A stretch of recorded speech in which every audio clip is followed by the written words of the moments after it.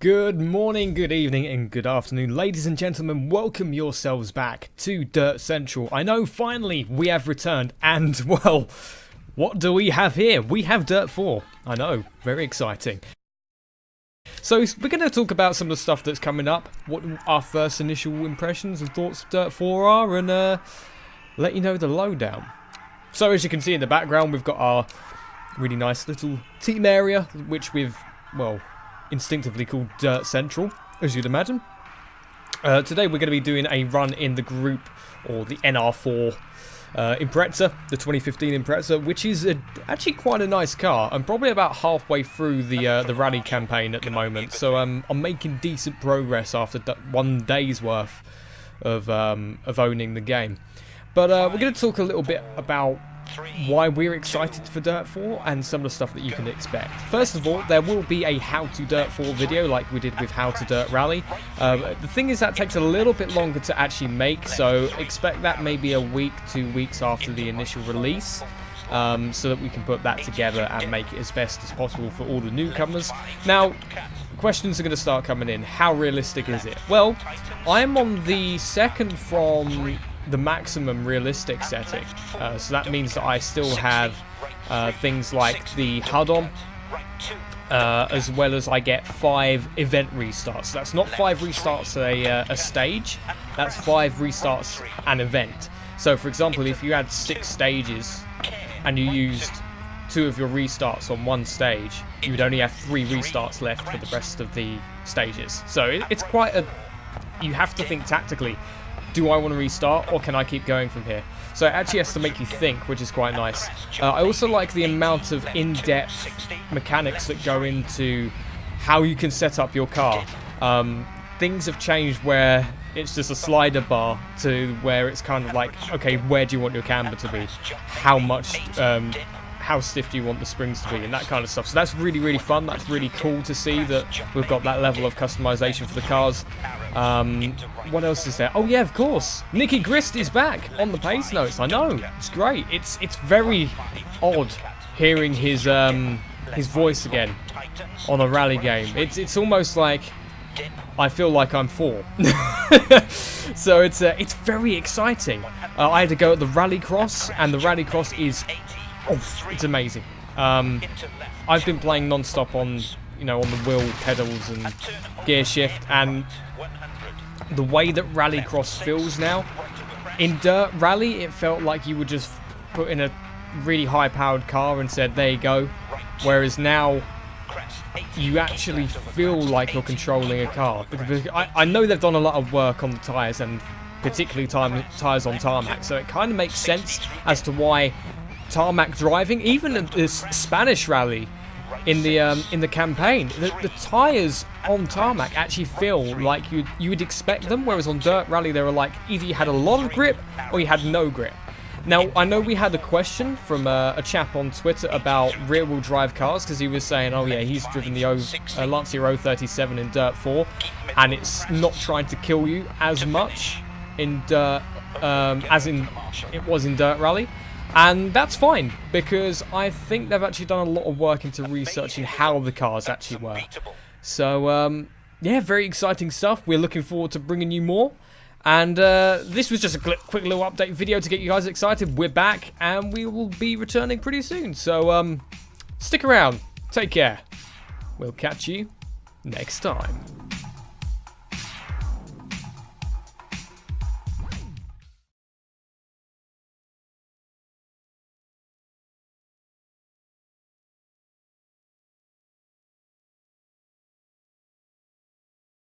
Our exclusive Vigoro plants are bigger, hardier, and already blooming when you buy them. So you could have a finished flower bed tonight. Instant garden. Just add water. Wait, so I don't have to do anything? Still got to plant it, honey. Spring savings start here. The Home Depot. More saving, more doing. What is up, guys, and welcome back to a brand new video. Today we're doing Dirt 4 once again. This is going to be separate from the career mode series that I'm doing on my channel at the moment. This is basically just going to be a gameplay of something a little bit different. It's going to be Rallycross. This is a discipline of rally where you basically square off against a few other cars on a track. In particular, this one today what we're going to be doing is Liddon Hill. And yeah, it's going to be a lot of fun racing in the supercar division of Rallycross. So the fastest cars you can get in this category. So yeah, we'll have a go at this. And for those of you who don't know what Rallycross is, I'll show you guys just a really quick introductory video to show you guys what Rallycross is all about. Rallycross features high-pressure, high-adrenaline circuit races held in motorsport arenas in front of large crowds. You must control vehicles ranging from Super 1600s to the almighty supercars. You need to take a Joker lap at least once per race, and you will have a spotter who will help you decide when to take it so that you can come out on top. Rallycross events are composed of qualifying heats, semi-finals and finals. 16 opponents and mixed surfaces stand between you and the top step of the podium. There will be contact. Damage can be repaired after every race, but you'll need to keep the car together over the whole event. So that's a brief introduction to Rallycross. This is going to be my first time pretty much doing this, so I'm not too sure how I'm going to go. Rally driving is so much different to circuit racing and Formula 1, so we're pretty much going to have a tough time with things. We're broken into 4 different groups of 4, and this is my very first heat, so hopefully we're on the pace. Use the Joker lap to your advantage. You only need to take it once. If you miss it, you'll get a time penalty. Alright, good luck today. Give it your best. Okay, let's see how we go. We're in the Ford Focus RS on the inside of the track, and the timing of our Joker could decide our race here. But 3 red lights for our very first Rallycross event in Dirt 4.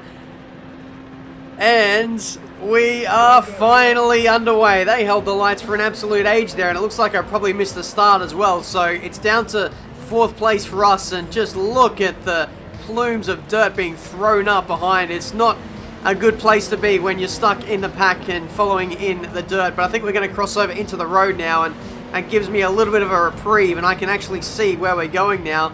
But yeah, just getting a handle of this Ford Focus RS. These guys are going really slowly on the run up to this hairpin, and basically had nowhere to go. I was pretty much boxed in, so had to slot in behind. But if you guys haven't seen Rallycross before, I think this is pretty much anything goes. Contact happens a lot, rubbing's racing as they say, and that's 4 wide. 4 wide in my very first lap in my first heat of Rallycross, and I think we're going to go around the outside of that Mini there. No, we're actually pulling in for our Joker lap, and I've actually spun on the Joker lap. It must be said that it took me some time to get used to this car. The braking was very, very unstable. The brake bias, for whatever reason, was wound to the rear so much, and so whenever I leaned on the car very heavily into corners, I would lose the back end, and you'll probably see that quite a bit over the course of these first 2 heats. But yeah, we're just getting a feel for it at the moment. It doesn't matter if we don't win this particular heat. We have 4 heats, and then from there, of the 16 drivers, the top 12 go through to the finals. So I'm just trying to find my feet at the moment, but yeah, like I said, with the struggling with the braking, and when running in my own pace in clear air, that's when I made mistakes because I was pushing too hard. But in that heat, we got 8th place overall out of the 16 drivers, so I was very surprised to be in that position in my first heat. But we're in the service area now between heats, and this is where you can come to fix your vehicle. We've got some damage to the dampers in the suspension and bodywork and the lights, so we'll fix those up. It only takes 7.5 minutes to fix those up, and I think we have something like 30 to 40 minutes to fix the car before the next event starts. And there we go. Speaking of starts, that was a false one for us. I accidentally let my... You need to take a double Joker because you jumped the start. We have to take a double Joker because we jumped the start. Basically what happened was I let my finger off the B button. It's so easy to do on my wheel, unfortunately, but here we go again for take number 2 of Heat 2, and away we go. We got mugged off the start once again. One car pulls in for their Joker lap straight away. I think that might be the strategy, so I might try that again next time if I'm positioned correctly to take the Joker lap straight away and just get out of the traffic. That is a bit of a strategy that you can play. But at the end of the first lap, we take our first Joker, and again, we're still struggling with the brakes. I think after the second heat, I actually changed the brake bias to a more forward position, and it gave me more confidence under brakes, and I think you'll notice that in the final 2 heats. But because we took 2 Joker laps, that really killed our pace. It is slower to do the Joker lap, so it meant that I was a long way off the pack, and ended up in last place with a time of 3 minutes 6 seconds. Alright, put it behind you. We're moving. And that's not going to do my standings too well. We've dropped now to 10th.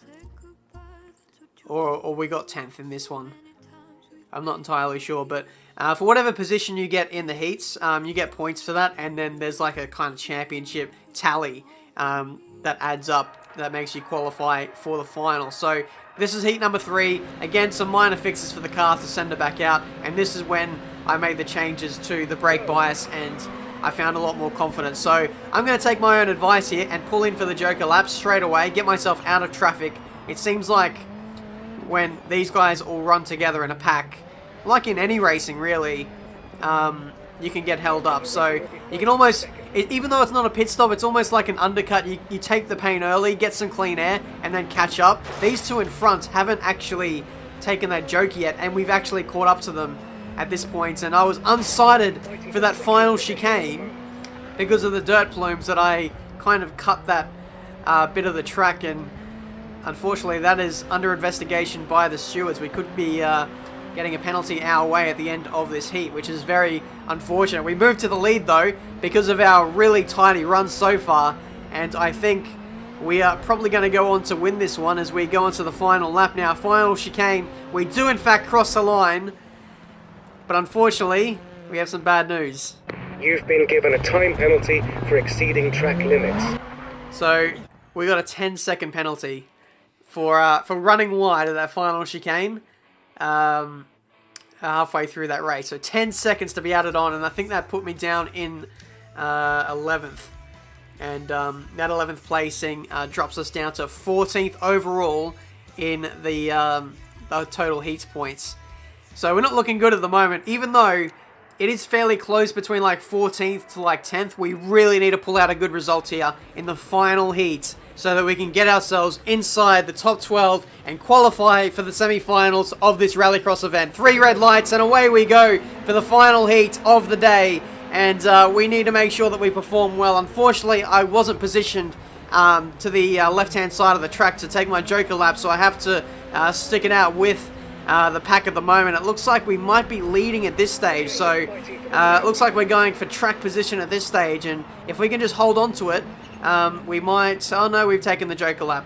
So there we go, we've come out, and it looks like it's position number 3 with the 2 cars in front of us. No, there's only 1 car in front of us, and he's taken his Joker as well as we run side by side through the hairpin. A bit of argy-bargy, and we get through into first place. So this is exactly the result we need, but we need to keep pushing. We need to make up so much time so that we can get first place overall out of all the 16 drivers. And unfortunately, I had a bad run through that corner. Got undercut there by Hansen, and he has taken the lead once again. So hopefully I can get in front of him. It's really annoying with it that he's in front of me because he's actually holding me up quite a bit. When you're in different groups, not everyone's the same pace. There are some drivers that are quicker than others, and this one seems to be a slightly slower group, but we're going to try and take advantage of that and get to the lead like we have now, and let's just please put in a really clean final lap. Second place is really putting the pressure on. It's a 3-man train, but it wasn't enough. We went on to win, and that's the best time I've set all day. Yes, nice one. That is a win.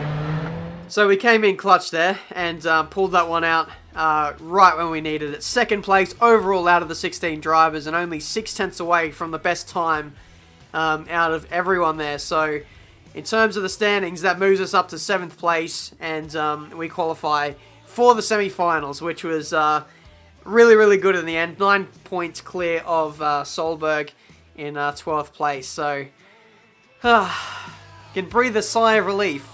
But now that we're in the semis, the intensity just gets kicked up a notch. We now have 6 people in the races, but now we have a 6-lap race as well. So the endurance kind of comes into it now. 3 red lights and away we go for the semi-finals. Are we going to pull in for the Joker lap? Yes, we do.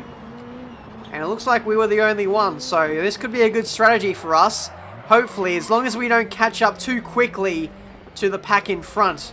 I could kind of see in a 6-man race how this could be a problem if everyone stays out and maybe one person at the front breaks away like Hansen is doing at the moment. We've got a spotter prediction in the top right hand corner. It says we could be first or second, as someone has spun and we actually almost got T-boned by one of those guys. So it's P4 at the moment. One person pulls in for their Joker, and we should jump those guys as well. The only two people in front of me haven't taken their Joker lap. It's going to be close between myself and Hansen here to see who is going to get the effective lead once all the Joker laps have been taken into consideration. The final two take theirs, and this is going to be very close for us and the leader here. And there he goes, Hansen round the outside. We've got better momentum, and we take the lead of this Rallycross Grand Prix. Yes, I said Grand Prix. Get over it. I'm an F1 fan, but yeah, there we go. All we need to do now, it doesn't matter about times now. It's only the top 3 qualifiers on track who qualify for the next round of the finals, and that's a replay of us overtaking Hansen for the lead. This Rallycross racing is awesome. I gotta say, this is post-com by the way, but when I was driving, it was so intense. You really had to push the car. The car was so loose to drive, and you just had to get it sideways and get on the power as early as you could. And well done. it was so fun. Honestly, so fun. A completely different discipline to Formula One. And